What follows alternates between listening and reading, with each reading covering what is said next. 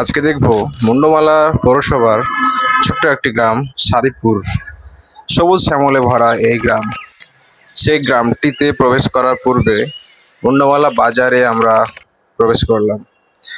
এরপর সাদিপুরের সবচেয়ে মন করা দিক হলো এখানকার মাটির ঘর।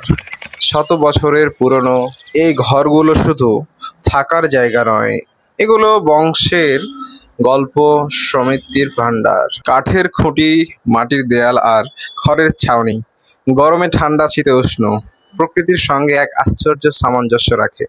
এত সুন্দর বাড়ি, এত সুন্দর আর্কিটেকচার, কি অতুলনীয়, যা দেখলে মন জুড়িয়ে যাবে। এখানে জীবনটা ধীরে চলে কিন্তু শান্তিতে ভরা। এখানকার মানুষরা কৃষি কাজ করে শান্তিতে থাকে, যদিও জীবনটা তাদের ধীরগতি। সাদিপুর শুধু একটা গ্রাম নয়, এটা একটা জীবন্ত ইতিহাসে, যেখানে এখনো প্রাণ আছে মাটির গন্ধে, মানুষের মুখে। এখানে প্রতিটা বাড়ির পাশে একটি করে পুকুর রয়েছে। সাদিপুর তো ব্রিজ পার আছে সামনে। এখানকার মানুষকে আপনি কিছু জিজ্ঞাসা করলে তারা প্রাণবন্ত অবস্থায় খুব শান্ত পরিবেশে তারা বুঝিয়ে দিবে এবং তারা চিনিয়ে দিবে। এসব রাস্তায় প্রায় ট্রলি এবং ভ্যান চলাচল বেশি করে। এখানে ভ্যান চলাচলে মানুষ বেশি তৃপ্তি পায়। সূর্য যেন খুব কাছাকাছি দেখা যায়। এই ছিল সাদিপুর।